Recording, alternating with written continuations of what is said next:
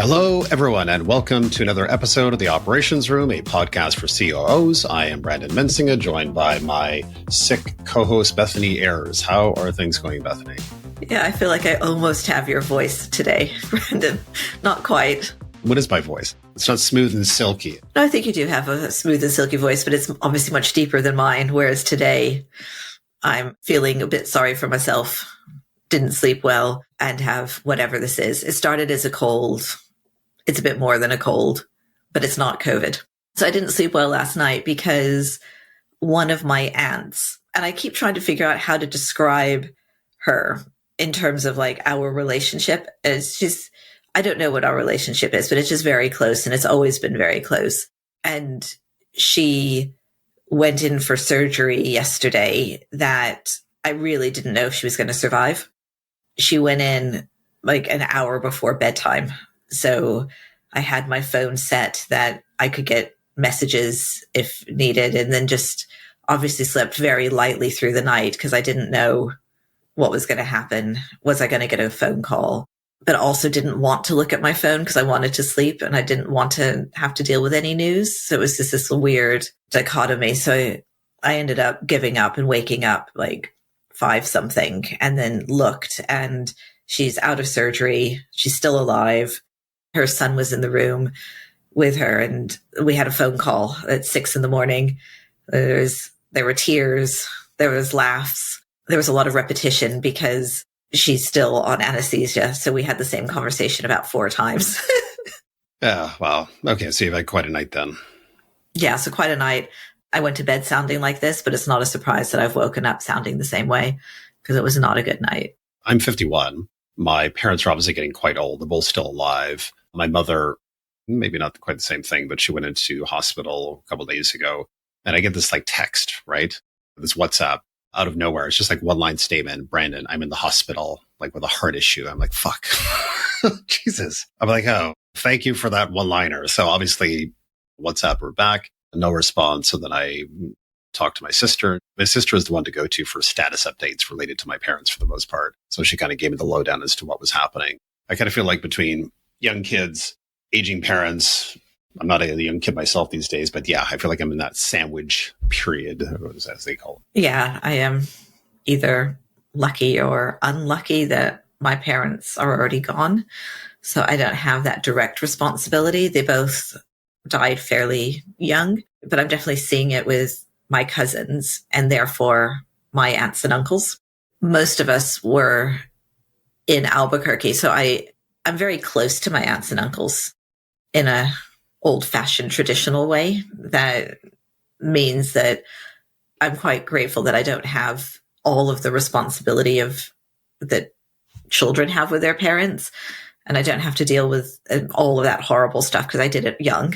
But I still have like the emotional toll and worry around all of these people in my life who I love who are getting old.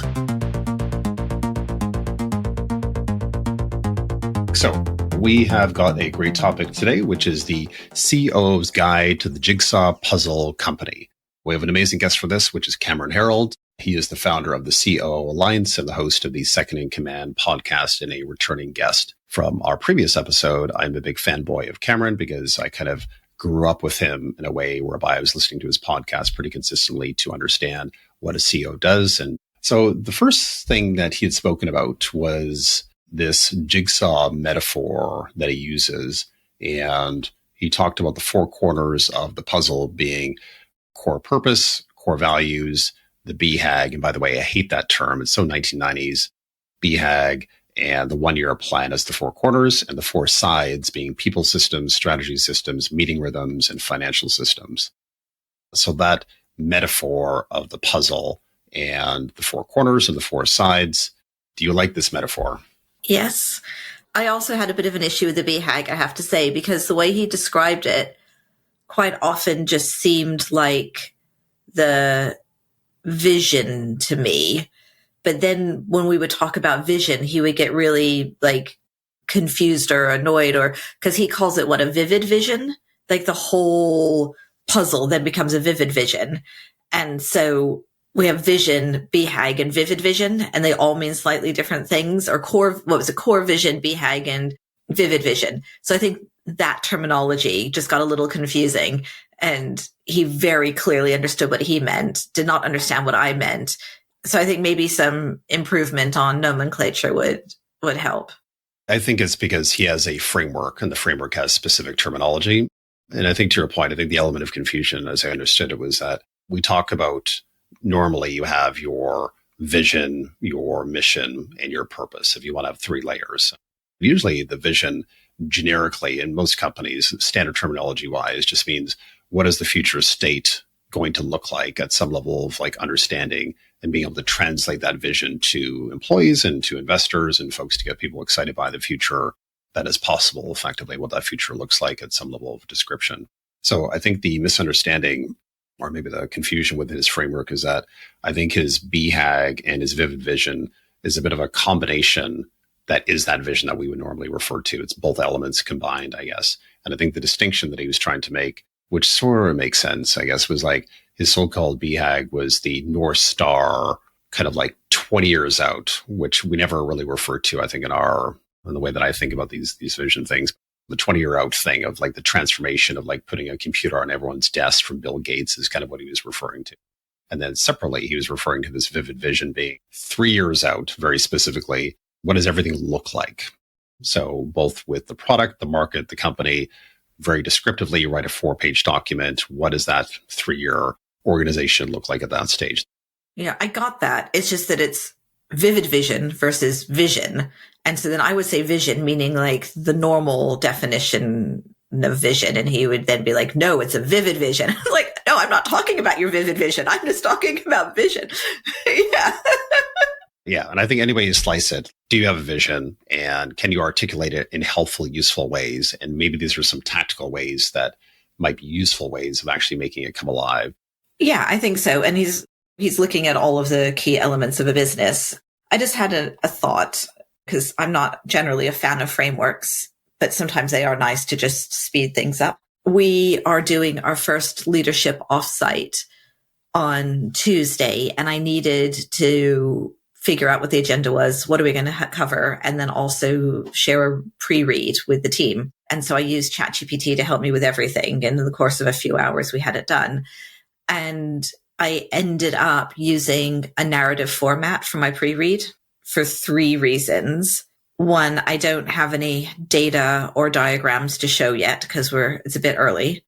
2, I absolutely hate our slide template and can't build anything with it. And the person I'm hoping to use to help me build the slides is on holiday at the moment, and I'm waiting for him to return before I have a template. And 3, it's really easy for ChatGPT to write a narrative, and it's not really easy for ChatGPT to build slides. So it's made me wonder over the last day, is the Amazon 2-page narrative going to become the default now that everybody's using AI? Because it's actually easier to write the 2-page narrative than it is to build the slides. Actually, I think you have a really good point here. You're right. It is so easy now to write written documents of a short nature to get across your message. And to your point, creating slides continues to be as difficult as it's always been and a pain in the ass and requires so much time and effort that, I don't know, like you're fiddling with like, what's the one key statement at the top? What are my little boxes? Are they 3 boxes? Are they 2? Always seems to take forever to put these things together. And so I'm now thinking with the vivid vision or the jigsaw puzzle or whatever we want to call it, you could use that as the framework, answer all of those questions, and then get your 4-page vivid vision done very quickly. So now I'm like, yeah, I love the vivid vision. Let's use it. Big fan of the 4-page vivid vision. I'll tell you one story. We had a VP of product, a product leader, where he went through his product strategy and then went to, at the very end of the deck, went to a black slide. At that point, went into his vivid vision of the product, of what it's going to look and feel like in 3 years' time. And it was the most amazing product vision I've ever heard, where he didn't need any slides whatsoever. He used the black slide to really center everyone's attention on him very specifically as the speaker. And then he gave his vision of what that was going to look like. And it was such a powerful, compelling moment. I know it takes a certain amount of confidence and gravitas and storytelling capability to pull that off. But if it's possible, it is amazing. Way more powerful. So anyhow, I've come full circle. Well, particularly in like the world of AI, because if you give it frameworks to use and the questions to answer, you could pretty quickly get something compelling. Oh, and as another, just because I've now changed the subject entirely, we're talking about AI rather than Cameron Herold, is when I do this work now, I use Whisperflow and talk. And the reason why I don't just use ChatGPT's inbuilt dictation is because it's really glitchy, and I'll find I talk to it and then half the time everything I've said has disappeared. Whereas Whisperflow is much better at not losing your content. Like it'll still glitch, but it's able to retrieve it. And so by using that, I've never lost my words since. So just as a tip for everybody, Whisperflow talking directly to ChatGPT, you can really use it as a thinking partner or thought partner and get some good content. What I am definitely using it like it's a person that's fallible. And so I used to have it come out with stuff and be like, oh, I'll just fix it myself. Whereas now I don't. And I'm like, no, that's the wrong bullet point. I said blah, blah, blah, blah, blah. And you wrote this, change it to that. And then it does. Or you've lost all the subtlety of my argument. You've forgotten these areas. Do it again. It's basically just delegating to somebody who doesn't have feelings. So you don't have to couch things. You'll be like, that's a really good beginning, but really this area here, you could do better. So Cameron went on to talk about his advice for new COOs in the first 90 days of their role. And he said, in the first 30 days, I'm like Sherlock Holmes, just trying to understand it all. And that pacing and not rushing to fix things and taking your time to observe, to validate, and to pull together some low friction wins, as he described it. What do you make of Cameron's sage advice in this respect? I think it's great if you have the luxury, because he's going for the whole 90 days. And I think it depends on the size of the organization, the complexity, and the position that it's in. I think the format, which is the fairly standard 30, 60, 90 format of learn things, make a plan, execute the plan, is standard in what we all do. It's just whether or not you have the luxury to wait a whole 90 days or if it becomes compacted. So actually you're observing for 2 weeks instead of 4. Are you having to make plans on the fly? The one thing that I thought was interesting, and do think time matters, is his point around not making personnel changes before 90 days. So before the team has an opportunity to understand you, get you, buy into you, and therefore back what might be unpopular personnel changes. I think you're exactly right. I think when it comes to people and the emotions around the individual, there's consequences to these things. So you need to make sure that whatever making the right calls for the company, given the gravity of what you're doing. It's interesting. The 30, 60, 90 is so sequential. And I think the reality in scale-ups is that it's never sequential like that. And I think rightfully so, because oftentimes you join a company and if you're experienced, you do a bit of pattern matching and you'll red flag almost immediately on things that don't make any sense. And then very quickly you'll validate, why are they doing it? How did that come to be? Do they believe it makes sense? Why is that the case? And very quickly you can take those red flags, validate it, and make the change happen sooner than later. You don't have to wait for 60, 90 days to make some of those changes, I think. So I think this kind of not sequential, going through the process, but just not doing it sequentially, which is like flag what you flag, take your time on what you need to understand better. And then in particular on the people front, push back any decisions around individuals until you really have a good grasp on what is happening for the organization as a whole. I like that about it not being sequential, or sequential but in different time bounds. I think that's quite insightful. The only part I'd add to the making team changes is not just to make sure you're not making the wrong mistake, but to have the team trust the decision that you make and that the team stays with you rather than revolts. And you have to build that much more of a relationship because you got rid of Joe and everybody loved Joe. I think really doing that conversation, the one-to-ones across the company, depending on the size of the company, to get to know people, help them understand who you are, where you're coming from a little bit.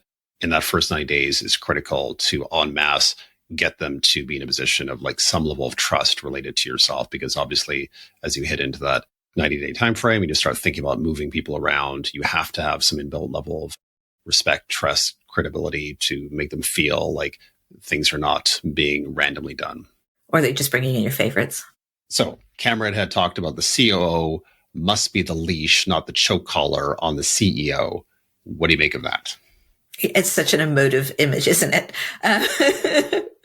I know. And this is Cameron. He's all about the vivid metaphors. The vivid vision. Yeah. Yeah, I think it makes sense. And also it's definitely part of the episode worth listening to rather than us summarizing it now, but basically like how to say no, but sound like you're saying yes. In effect, put on your curiosity hat would be the hint, but definitely make sure to listen out to that part of it and the script that he shares on how to be a leash and not a choke collar. It's almost like I don't want to talk about it too much because I want everybody to listen to what he had to say. Yes, I think this is absolutely critical, and it's critical in any role. I actually experienced this myself last week. I was listening to two people talk that I know quite well. One is a contractor, one is a full-time employee. The contractor was saying that the other person was wrong. He was saying, no, that's wrong. That doesn't make any sense. Here's the reason why. And the other person that was a full-time employee, the reaction from her was she was very off-put by the entire response from the contractor. And I could see in her face, she was bristling and pulling back and perhaps not wanting to really hear why it was not a good idea in that situation. So clearly that's a good example of not saying no like that, because what you're trying to do is ensure that whatever point that you're trying to make, you're bringing the other person on side. And the question is, how do you do that in a useful way to ensure that that's not the reaction that you get? Because if that is the reaction, nothing's going to happen, especially as a contractor. Yeah, you're just going to burn a relationship and not be asked back next week. So why don't we park it here and get on to our conversation with Cameron Herold.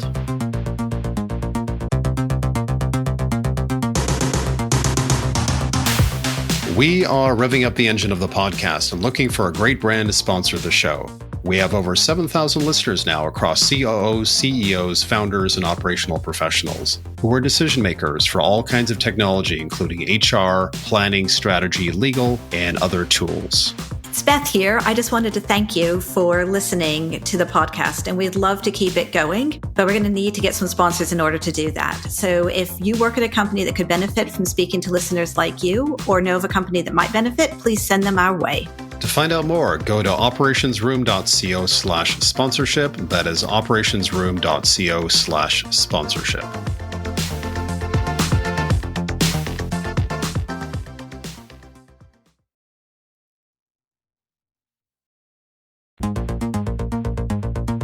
I've always viewed a business like a jigsaw puzzle. I remember when we were little kids and our mom would hand us the 2,500 piece jigsaw puzzle, we needed to look at the picture on the front of the box to know what we were building.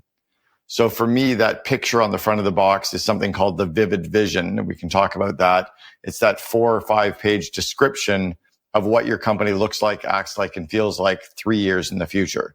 So that's the starting point of what every company needs to align the employees, align the suppliers, align the customers.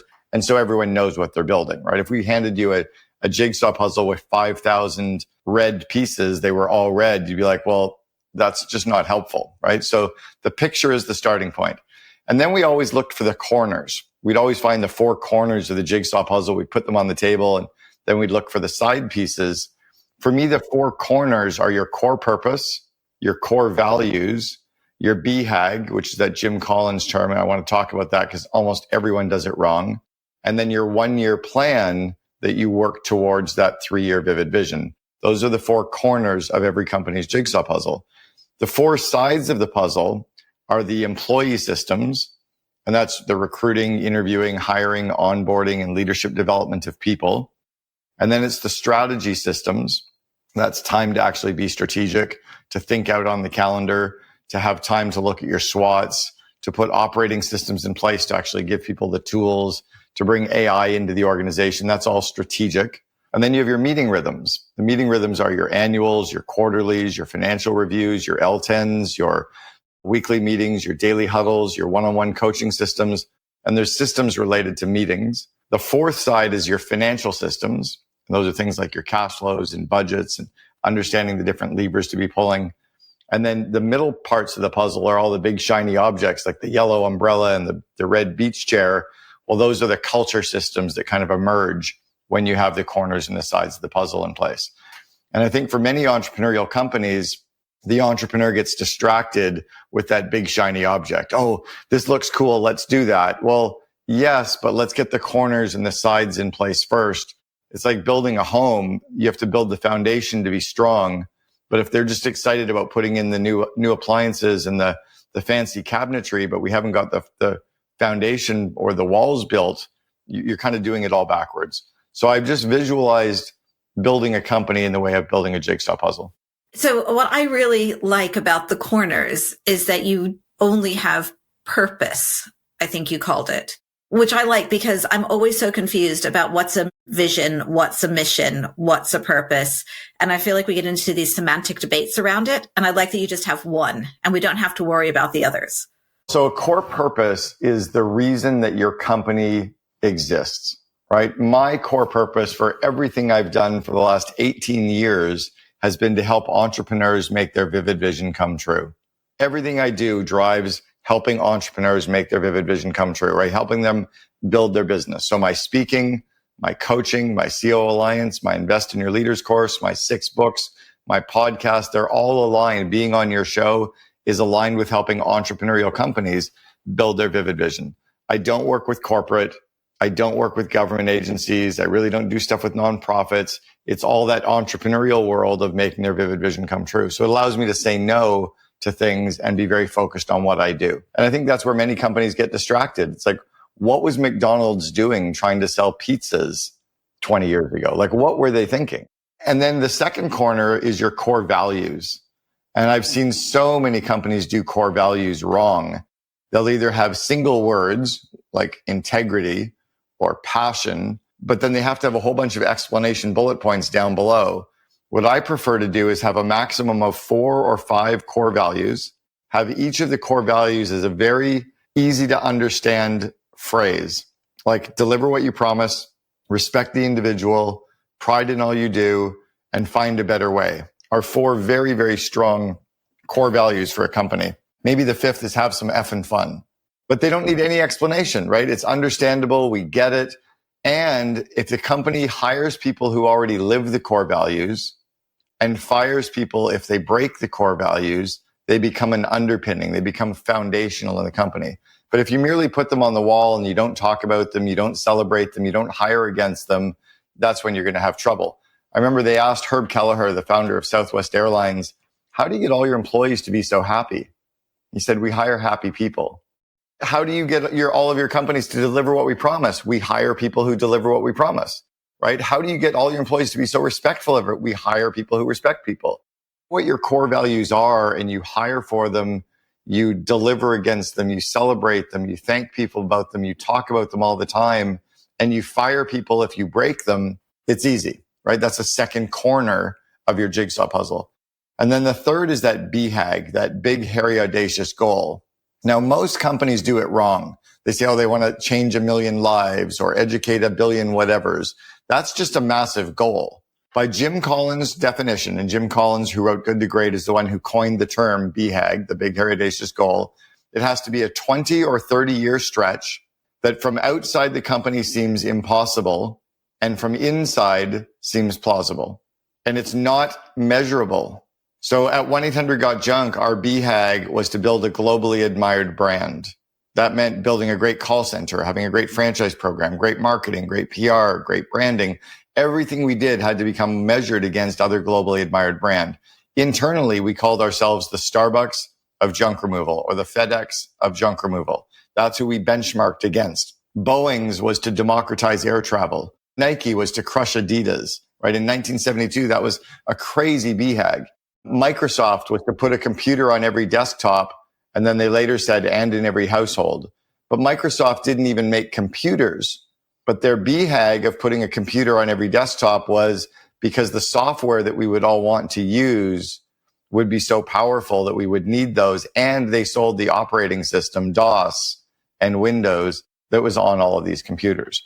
So that's the purpose of the BHAG, is that big aligning force. My BHAG is for companies to replace vision statements with vivid visions worldwide.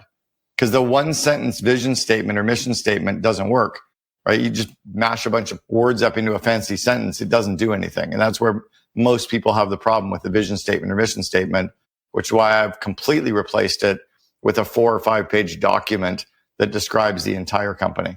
But then the vision is very similar to the BHAG. So I don't use a one sentence vision statement.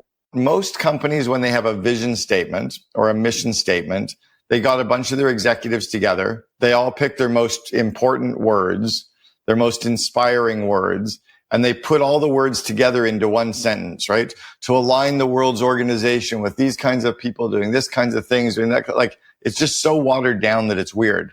Again, Google's BHAG is to democratize the world's information.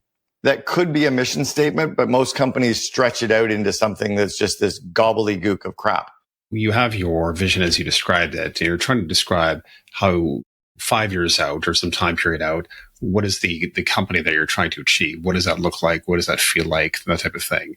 And usually that vision, for the most part, in scale-ups, we tend to intertwine, I think, the BHAG with the vision itself as part of the same package because we're trying to disrupt the world in some phenomenal way.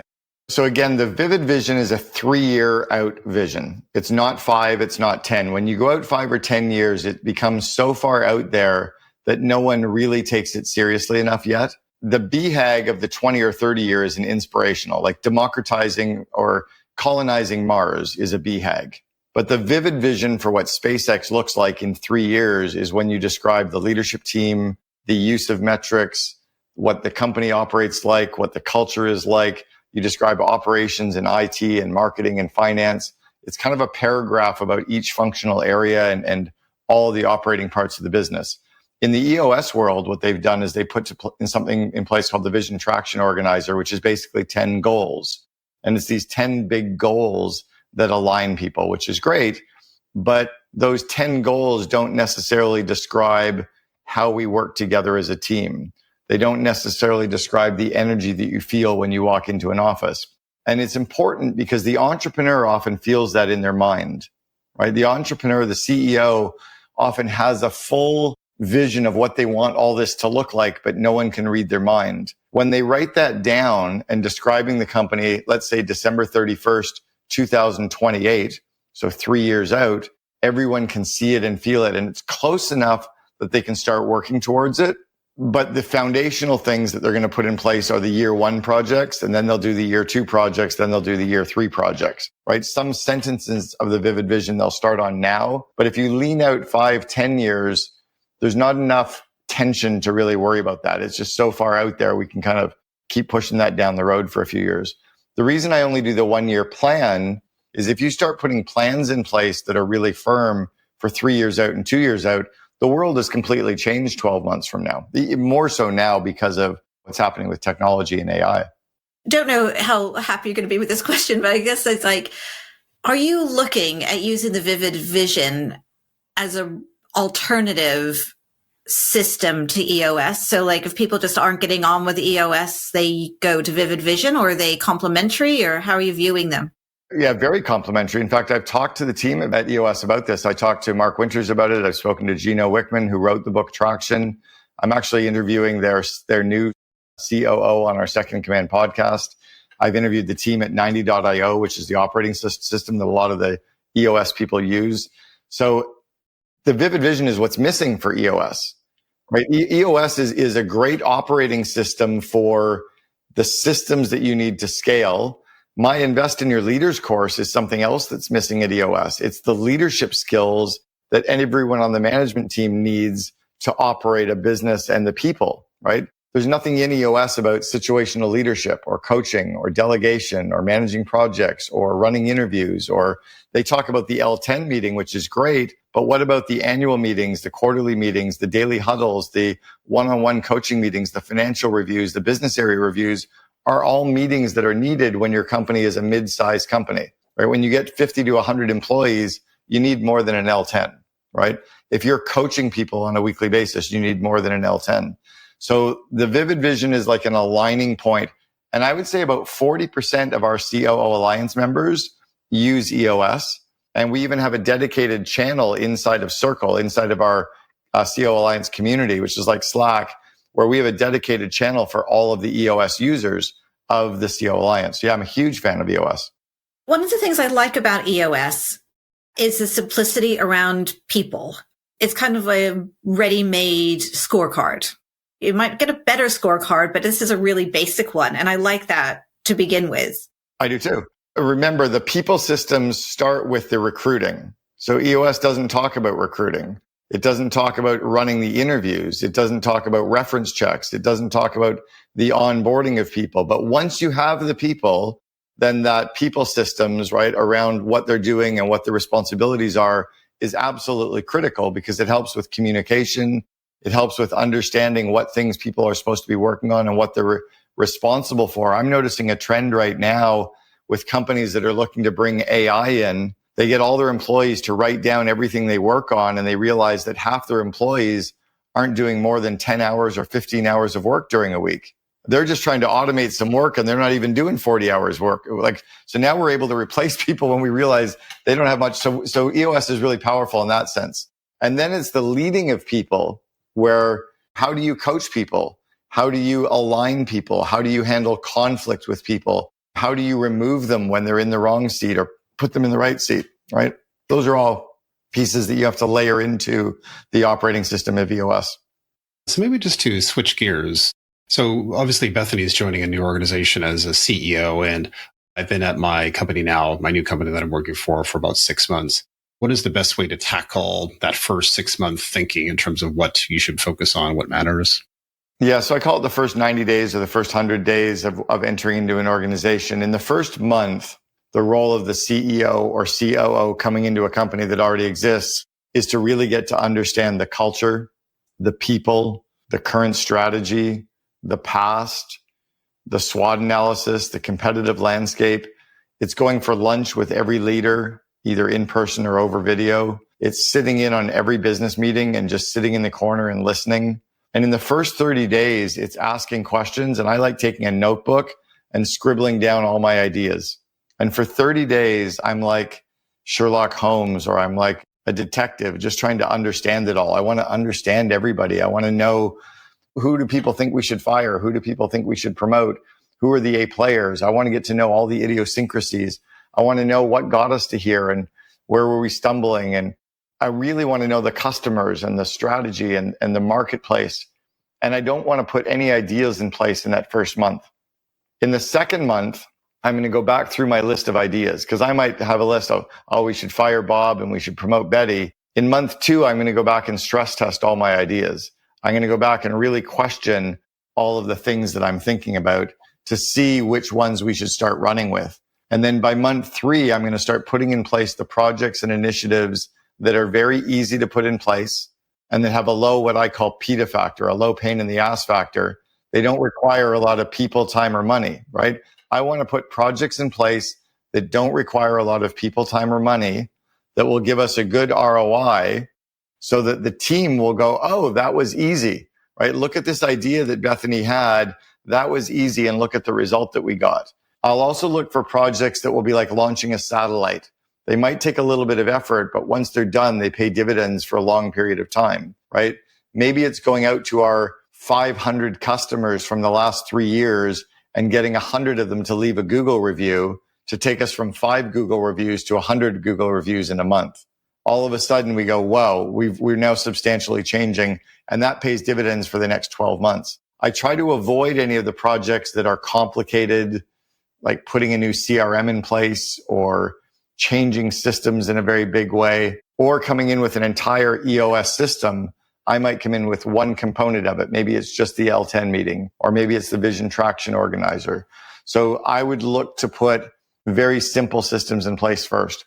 After your first quarter is when you can start making some of the people decisions, like firing people or bringing in people from the outside. The reason for that is by that point, your team has started to know you, like you, and trust you. And then they're ready for some of those bigger decisions that require a little bit of the, I don't want to say politics, but a little bit more finesse. The kind of trust that you've made a good decision, and getting rid of Bob wasn't where everybody's wondering who's next. And Bob was such a nice guy. And they don't even know you yet, right? So then they're like, if they don't even know you or like you or trust you, and all of a sudden Bob's gone and you're putting a CRM in place, and they could all be the right decisions. It's so much change early that I did it wrong. I came into 1-800-GOT-JUNK. I'd already built 2 franchise companies before. I knew exactly what needed to get done. Brian had no idea how to build a franchise company. He'd sold his 12th franchise and had no operating manual, no franchise training system, no franchise marketing system. There was nothing other than the vision. So I came in guns a-blazing with all of the right things to do, but people were like, who the fuck is this guy? I'd been running a 900-person marketing company or an internet agency, coming into a 12-person company. It was too much too soon. We had to bring a marriage counselor in to teach me about my own leadership blind spots in the second month that I was there. The one that I introduced to companies now specializes in the CEO-COO relationship. And she also does marriage counseling for kind of the Wall Street power executives and their spouses. So her name is Dr. Patty Ann Tublin, and she's fantastic at working with the CEO, COO, because they're very much like men are from Mars, women are from Venus, right? CEOs speak CEO and COOs speak COO. CEOs want the bottom line. They just want the facts. They need information quickly. They need you to take their idea and run with it.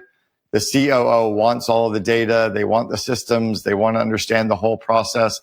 They want to know how everything fits.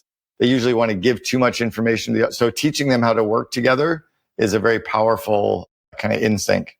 That would be fascinating. Pretty much every time I talk to a COO, the conversation will end up with, my CEO is driving me crazy, pushing too hard, doesn't understand. And I'm sure it's the other way too. At the end of the day, the COO has to be the brakes to the entrepreneur's gas, but not the parking brake. Or we have to be the leash to the entrepreneurial dragon, but not choke them, right, with the leash. So when you join an organization and the CEO walks up to you in week 1 and says, hey, here are your 8 things I want you to focus on.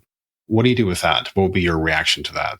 I think it's first sitting down and really understanding what are the roles and responsibilities of the CEO for the next year? What are the roles and responsibilities of the COO for the next year? What's the reporting structure of the current people on the team? And then really understanding, are you a COO or are you a VP of operations? Are you a general manager? Are you a director of operations? At what level are you really coming into the company? A true COO is you're usually coming in with a lot of strategic insight, P&L responsibility, and autonomy. When you're coming in at more of a VP level, you're tending to get some stuff handed to you and you have some strategic insight. So it's really getting a meeting of the minds there. So I would be asking questions. I love this list. I would start by saying, by the way, I love this list, right? Love your list. Love the 8 or 10. This is fantastic. Can we go for a lunch today or this week so I can ask you about each of them just to understand them even more? Because you've been thinking about them for 3 to 6 months. I need to play a little bit of catch up. I've got some basic questions that we can just or go for a walk and I can just take some notes so I understand them even more. But by telling them you love their ideas and you want to understand them even more, it creates a safe space for you to then go through the who, what, when, where, why, and how of each of their projects, the understanding the inputs of how much money and time they're willing to spend and what ROI they're looking for on those. After you've gone through that, then you can say, totally love this list again. I've got 3 or 4 ideas as well that might dovetail in well with these. Can I walk you through what those are and how I see them all fitting? So then you're opening the door up because they already know it's safe and you love their stuff and you understand it, to then start talking about your ideas and how they can fit together. So it's just it's a communication, kind of a trust game that you need to play with them so that they start to learn who you are and know who you are. The yes and. Yeah. More often than not, the entrepreneur is giving you all the projects, not necessarily to start them all right away, but they don't know where else to keep those projects. They need you to keep them safe. So if you can say, I've got all the projects, I understand all the projects, here's the order I think we can build those projects.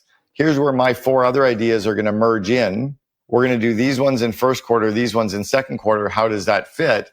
They go, oh, great. At least you've got my projects. Because really what's happening is their brain or their hard drive is full and they need to get some stuff out of their brain and into your hands so that their brain can keep working. You're the guardian of their babies. What tends to happen with entrepreneurs is when they tell us their idea and we start asking them questions right away, they think we're arguing with them. They think we're debating with them. But when you say, I love your idea, let me ask you some questions so I understand it even more, they're like, great, ask me questions. Then they don't feel debated. They don't feel argued. They feel like you like it and you just want to know more. After you ask them all the questions, half the time they're going to be, as we were talking, that's a stupid idea. We can kill that. Or after we've talked about it, now I understand the ROI and the time, let's shelve that till next year. But you didn't come right out and say, that's a dumb idea. Here's why. What do you think the ideal communication is between the CEO and the COO week to week? There's always this question of different personality types and what they prefer in terms of a walk around the block, having a coffee, end of day chat. That's very brief, 20 minutes. The 2-hour block on Friday. Also, I feel like I've encountered every possible variation of this. So let me put it in terms of like a marriage, right? When you've got two people and they're married, you need to have date night, right? You need to have time away from the kids. And you need to have time on a daily basis just to stay in sync with the stuff that's happening. Like who's picking up the kids, who's taking care of the dog. Have you got this? There's a bit of a divide and conquer that happens on a daily basis as well. And then there's a little bit of a check-in and appreciation that happens on that daily basis. So there has to be a weekly one-on-one between the CEO and the COO. I remember when we were growing Gerber Auto Collision, I said to the CEO, I need to have a weekly meeting. He goes, I don't need that. I'm like, no, it's not for you. It's for me. I need your time for 1 hour every week to walk through what I'm working on, to ask you questions, to get some insights, to get inspired by you, maybe just to get some praise or to bounce ideas. But I need that in sync every single week.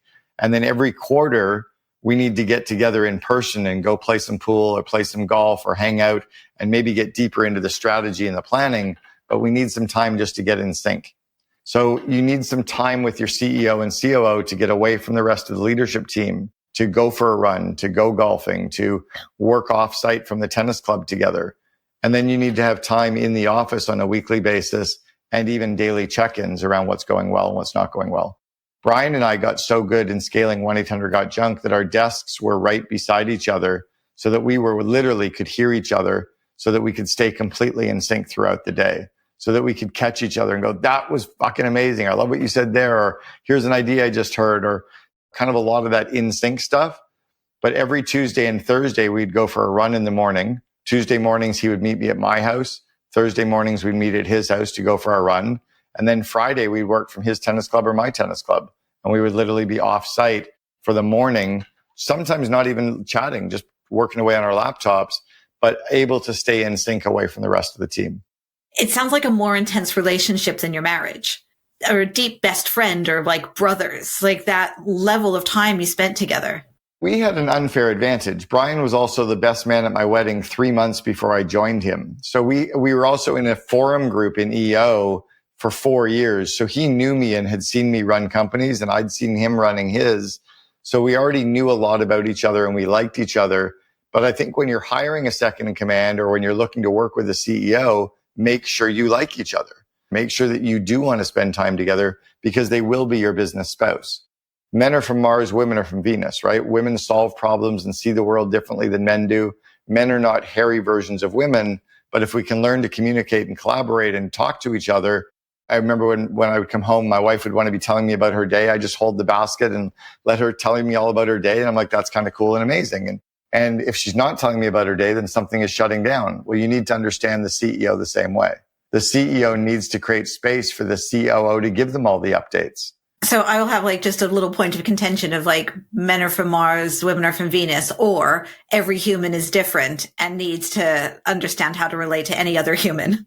What's really powerful right now is you can take any personality profile, whether it's Myers-Briggs or DISC or Colby, and let's say that it's you and the CEO or you and the COO. You put in, I'm the CEO, here's my Colby profile. Here's my COO's Colby profile. What can you tell us about how to work better together on a day-to-day basis? And then ChatGPT or Grok will literally give you a one-page report on how to work better in sync with that person. You can do that with all of the people in your company that have done personality profiles. It's really powerful. So tangentially related and going a bit back into frameworks, the company that I've just joined has no formal values documented. although there does seem to be quite a cohesive culture and people are working well together, but there's nothing documented now looking to hire people. And I'm kind of trying to figure out what is it in the culture, what's not it in the culture. Any either ways that you suggest going about formalizing it? I love using Jim Collins' model called the mission to Mars. So Jim Collins says you go into an organization and you find from the current people, if we only had 5 of us and we were going to go to Mars and establish our company in Mars or wherever, new city, who would we take? Who are the 5 most critical, amazing humans inside of our organization if we had to go and start again? And you get consensus around who those 5 are. And then you say to the team, describe them. What is it about Kelly that we love? What is it about Kelly that makes her that role model? And when you get all of the 5 people described, what about Bob? What about Brandon? When you get them all described, you start seeing the commonalities. Those commonalities become the core values. So that's what you're noticing. You're noticing that there is a core, there is a culture. We just haven't defined what it is. That tends to be how you can quite quickly find it and articulate it. It's a really easy exercise. It's a fun leadership team exercise to do. So it's called the Mission to Mars. You can go on Grok and just ask for the Jim Collins Mission to Mars core values exercise and they'll pull it up for you. Thank you. So I've always wondered, so you run the COO Alliance, you have a ton of CEOs across all sorts of industries. Bethany and I traditionally have always been, our entire careers have been in technology and in scale ups, in particular younger companies, Series A, Series B, venture-backed companies, and so on. And I'm always wondering how, are we missing a trick? Is there learnings out there in the world from a CEO perspective in other industries that we're not aware of that we should be somehow? Or maybe conversely, how portable are CEO skills to other industries? So if I was to join, I don't know, manufacturing or something, would I actually be successful? Or is there just a ton of stuff that I have no idea what I'm doing? Really great question. What I've noticed over the years is that other functional areas, the heads of the departments are more transportable to other businesses in the same industry. So if you're the head of marketing for a manufacturing company, you can probably be the head of marketing for any manufacturing company that's around the same size as you. If you're the head of IT, the head of sales, the head of customer engagement, whatever, you can probably move into another industry or another company in the same industry. What's different for the COO role is you also have to match the skills and the style of that CEO because you're becoming kind of the yin and yang partner to them. So you can hire a babysitter to take care of your kids easier than you can find a new spouse, right? You can hire the head of marketing easier than you can hire the head of operations. The second part is you're looking for someone who matches the size of the organization. So the current COO at 1-800-GOT-JUNK has been there for 14 years. His name is Eric Church. Eric and I have known each other for 37 years. We met each other in 1987 in Ottawa, Canada, started a fraternity together. I was president the first year and Eric was president the second year. Eric and I are such close friends that we know everything about each other. Eric would have been a horrible COO at 1-800-GOT-JUNK in the first 7 years because he'd never built a franchise company. He wasn't entrepreneurial. He didn't have the right culture to get us to the 100 million. I would have been horrible to go from the 100 million to the 900 million they're at now, but he is perfect for that zone because he is more corporate. He is more structure. He is more professionally serviced and managed. And we're both really good fits with Brian.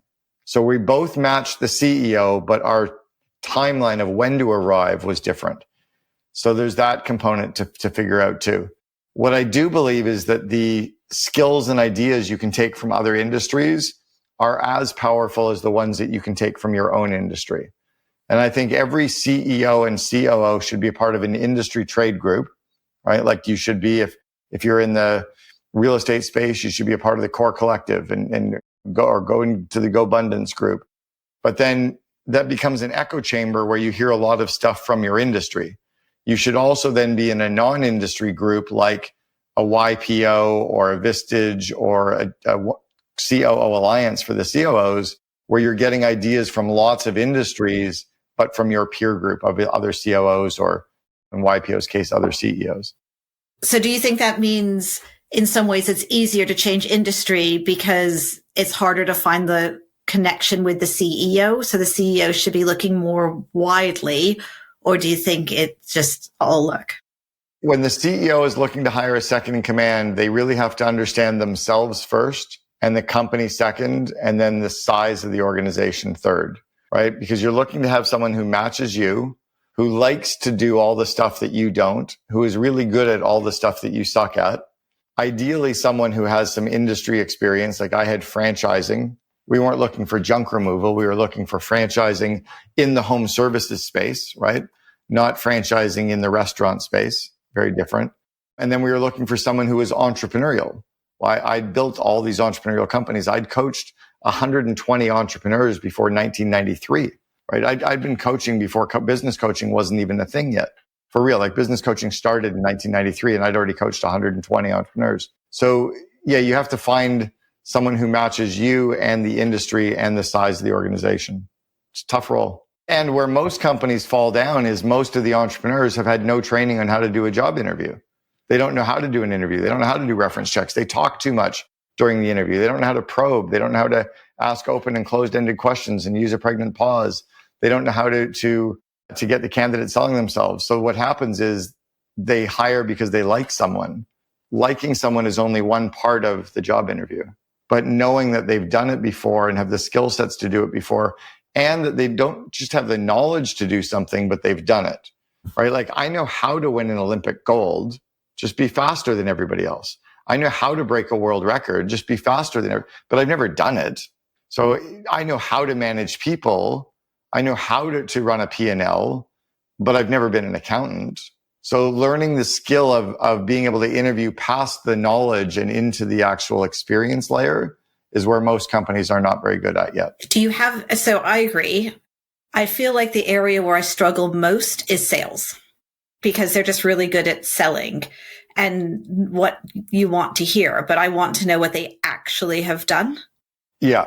So on the interviewing side, it's just asking questions. So it is just saying, so when have you done it? Who could I call to verify that you've done it? Who have you worked with while you were doing it that I could talk to? If I called Bob and asked him about your skills at having done that, what would he say?